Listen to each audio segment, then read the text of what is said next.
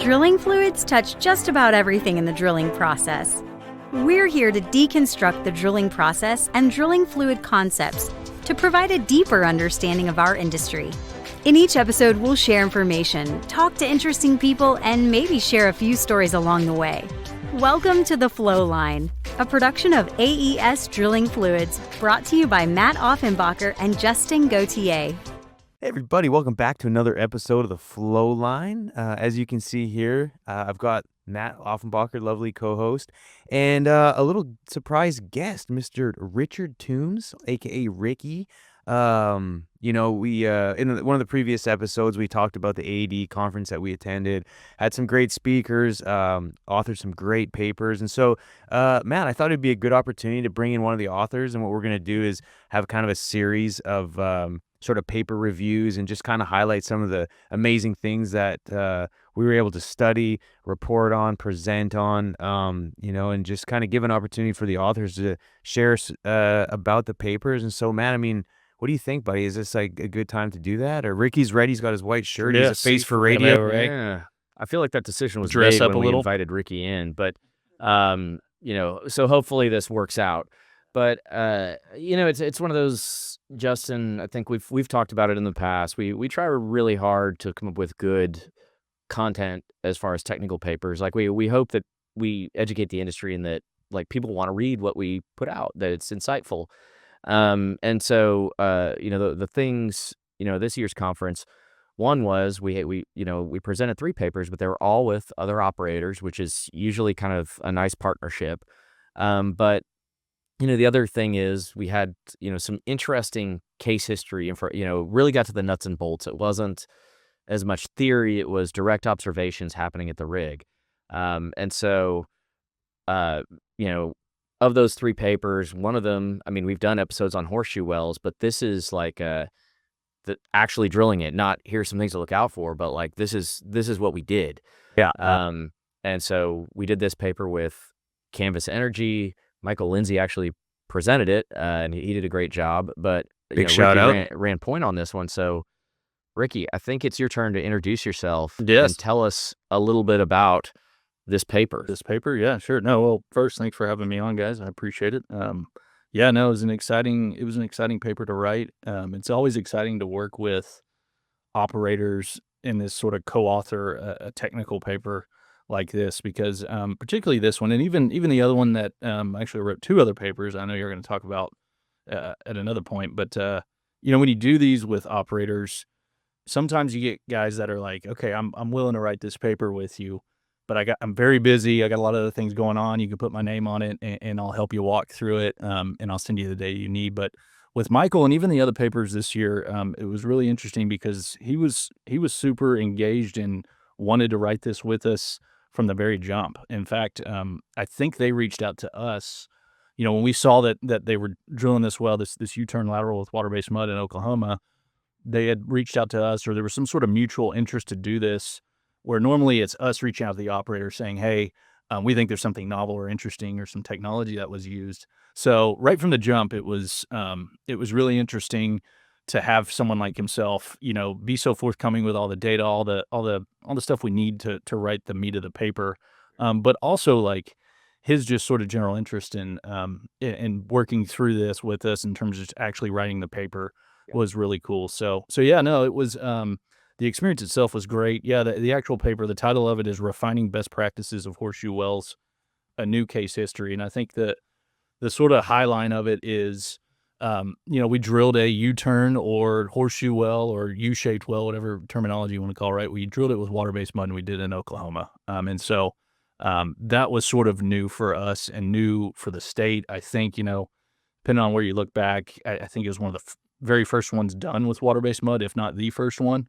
depending on who you talk to. And so that was sort of the novelty of it from the jump. But yeah, no, the getting into sort of how we wrote the paper, a lot of it was up front.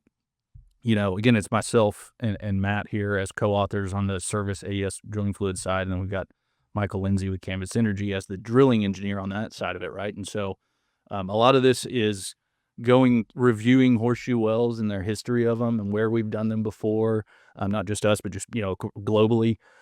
Some of the obvious, I won't say so obvious, but some of the obvious things that you got to look out for in terms of drilling engineering, but also from a fluids perspective when it comes down to drilling U-turn wells, in terms of challenges and stuff like that. And so we walk through a lot of that stuff, and then we get into the case history where we actually, we go over how we drilled this well in Oklahoma. It was in Kingfisher County.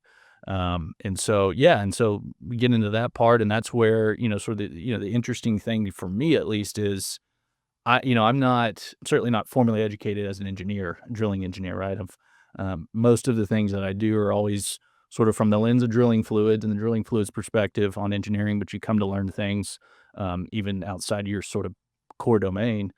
And so when I'm working with Michael on this stuff, you're sort of learning a lot more about some of the things that you have a pretty good idea about. But when it comes to, for instance, horseshoe wells, where well tortuosity or, torque and drag and hook load modeling and some of these other things that makes you step out of what you typically model for, like hole cleaning, for instance, it sort of challenges you to learn a little bit more outside of what you do. And so that was fun to do with him. What was there sort of anything out of the norm or anything that sort of surprised you that regarding sort of more from like the drilling engineering standpoint versus just the fluid point? I think what was really interesting, I mean, the big interest for this one is that we were able to drill a U-turn well with water-based mud, and a fairly simple water-based mud. I mean, this was basically fresh water. That was about 8.5 pounds per gallon once you throw a little solids in it. And so all of the modeling that those guys did on the well design front, looked at, there was several kind of pitfalls and challenges, but one of them was, can we drill with water-based mud or oil-based mud? Do we need oil-based mud like every other U-turn likely needed for the friction relief, for the lower torque, lower friction factors in general? And so they looked at offsets near there in the same formation type, like try to get a close enough proxy, and they found out that, after running modeling that, hey, our friction factors with this 6 1/8 inch open hole and this drill pipe and et cetera, says we can get away with it. And so for me, that was really cool to see, like, the point at which they say this risk that we see here, at least the sort of limiter that we find of torque and, hole cleaning and some of these other things, aren't that severe. And we think we can get away with it with water-based mud. And that's where we kind of came in with the fluid. And of course, a lubricant was a big piece of this, unlocking it. That was another part that we dive into in the paper as well, is sort of the lubricant's contribution to getting it down successfully. Not just drilling the well, but getting the liner ran. Yeah. So from a fluids perspective, can you kind of double click on the lubricant aspect, like the sort of the rationale behind maybe which one, or how did the team decide which one and to evaluate? Yeah, it's interesting, right? Like the lubricant selection you use is sometimes different depending on where you're drilling and the source type of water and all that, right? So I should say I think they finished the third U-turn lateral that they had planned to drill. This paper was just covering the first one that we did. They had since drilled a second and now finished their third. Oh, wow. The first one they used Interlube on the first one, which was a lubricant that we'd had for years. Excellent lubricant that had worked well. And we had been sort of transitioning to our latest lubricant, Brinex, and they actually started using Brinex on that second and third well. They've helped successfully get those down as well. And so a bit of a mixed bag in terms of which lubricant they used, but it was pretty apparent when you look at things like, with and without lube, their expected friction factors and what they had when they, for instance, spotted a lubricant in the open hole after they TD'd the well before they ran the liner. You can see those friction factors. Again, that lubricant spotted at, I think it was 5 or 6% by volume in the open hole area. When you run that liner, how much lower those friction factors were. They were planning to have to they were expecting to have to rotate the liner to bottom, depending on what they ran into. They still had to float it, but they did not have to rotate it at all, which was cited as a pretty huge success. And I think a solid lubricant helps contribute to that. Nice. What was the sort of the leg lengths? You may have mentioned it already. Yeah, so it was a mile on each one. Right? Okay, so 2 mile basically. A total of cumulative 2 mile. Okay. But the actual full drilling, including the turn, was about 12,000 feet. So that's pretty it good. they didn't complete the turn. Yeah, they crossed their lease line, I believe, right? They did, yeah. They crossed their lease line, which was, I mean, that's sort of the impetus. That was the whole reason for them doing this was Location like- issue, right? yeah, like much like a lot of these U-turn wells, is location lease constraints, and then like there was some sort of surface hazard, like there might have been nearby like river or Yeah, I creek think they or were. something Yeah, Interesting. that wouldn't allow them to move the rig or some constraint to that effect. And so there's a couple different things that had them do that. So yeah, they couldn't produce the turn, but they drilled a total of what would be the equivalent of a 2 mile lateral or 2 1 mile laterals. Nice. And produced it that way, and then found a bunch of cost savings that way too, right? Yeah. No, I had a meeting with a customer yesterday they're in the Eagleford, never done a horseshoe well, and he's sort of the drilling team lead, and the executive team and management are still up in arms about the risks and this and that, and I was talking to him actually about the paper and like some of the successes we've had drilling horseshoe wells, and he's just like, I know, he's like, just convincing people that have never done it before, it's like this big just engineering complexity, design, and just all sorts of fear setting and trying to do something like this. And anyway, he said that they finally got the green light to go ahead and do it. And I was like, yeah, there's probably at least like 100 that have been drilled by now, like getting close to like There's a lot. Yeah. you know what I mean? It's happening everywhere. And then with water-based mud too, it's wild. And like we talk about all the time, Matt, it's like, it's not every well has to be a horseshoe well, but the tool is there in case you need it. And obviously when you're restricted due to land or some other constraints, it's right.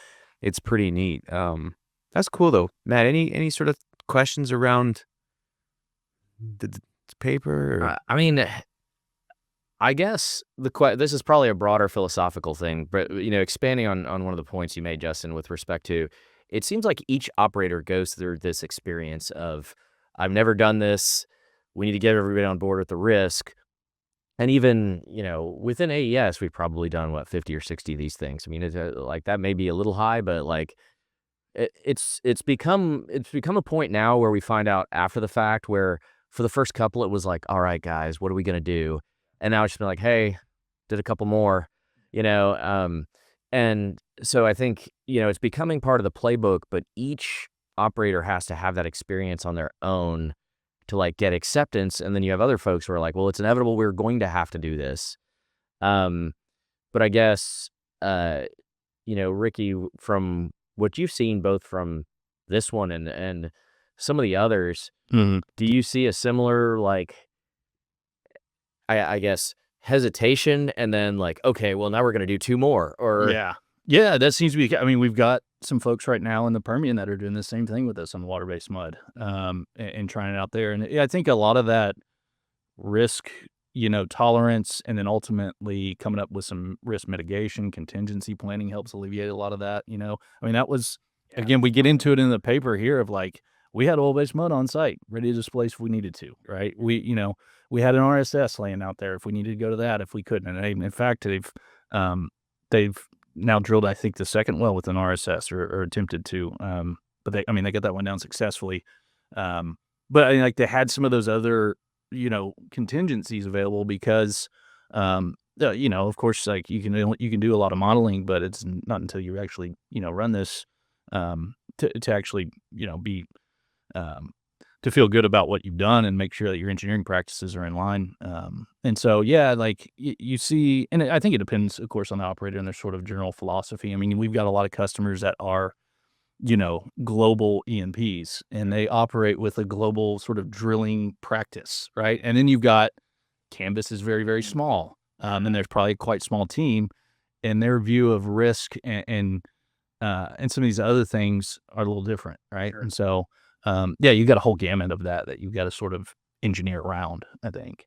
Yeah, and I think it's cool. I mean, bringing up the contingencies, that I love the story that kind of Michael lays out, where it was like, look, for the first well, we had all this stuff, and we didn't use a bunch of it, but we were prepared to, and the models told us what benefits we would get if, what if scenarios, and then by the second well, we started dropping those things off once it became clear that like those risks weren't what we thought they were. And then, okay, now we got a playbook. Like we're able to just continue lower cost. And I think philosophically for me, when you implement new technology, that's one of the things where it's like, okay, get a good one down, take notes, and now we can talk about lowering costs. But if you go in cheap you have a hard time figuring out if the technology is practical or achievable. And if you have a failure, everybody just says, oh, look, it doesn't work. And it's like, well, maybe it would have if we would have, so like get a good one down and then let's figure out how to make it cheaper. And I feel like Michael shares some great stories with Canvas and just the efforts to keep doing that, continually improving. Yeah, absolutely. Like, and that was, there was certainly some lessons learned, like there are in every well you drill, or there's something we could have done different, a little bit better.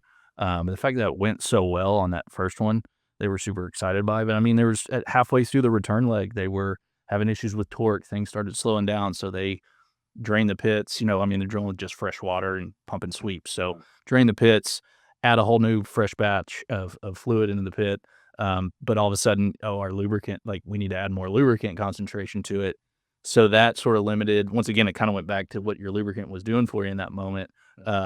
They had this sort of controlled drill, and it took them a little longer to get that last leg completed. And so they next one, we're going to, kind of stay ahead of that and improve that. And so, there's always a lot to learn, but I know they were super excited to do it. And I think just evidenced by the fact that they've now drilled another 2 after it, show that they're pretty confident what they've been doing. That's super cool. So for those who weren't at the conference, fellas, what's the best way for folks to be able to access these papers? Are they free online? I know AADE used to. They are. Yeah, AADE.org. And then there's, you just navigate through the website and you'll go to the 2025 National Technical Conference. They should be up by now. I don't know. They should be, although I feel like it's been a little slow. But the thing is, what's really cool about the AADE is they'll let us distribute, right? So yeah. If it's on the website, I encourage you to go there. But if you can't get it, we can email it out. It's not like some of these other places where you got to pay or anything like that. Cool. So we're happy to share, and it could be a good story, and hopefully somebody can keep building on it. Hopefully it's us. Yeah, exactly. Well, Ricky, it's been an absolute pleasure. Thanks for coming on, being the face of radio like you are. It's not often we get to pull you into the studio here. And I appreciate it, Phyllis. Yeah. You came with your best foot forward, so really appreciate that. And for folks out there, if you have any other questions, thoughts, or if you want access to the papers, if you can't access them, reach out to either Matt or I on LinkedIn, or you can email us at the Flowline podcast at aesfluids.com.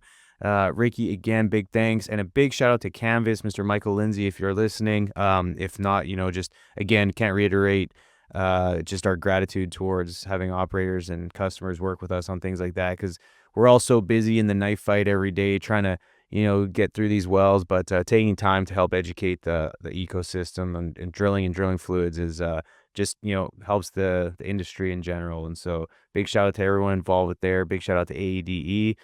Ricky, any closing last words? Anything you want to tell to the drilling fluids world? No, it doesn't even have to be mud related. Yeah. I think I was actually just reiterate what you said, thanking Michael and Canvas Energy, and just and also just sort of it kind of serves as an example that there's times where we can sort of help each other get the story out for some new things that happen through these technical papers.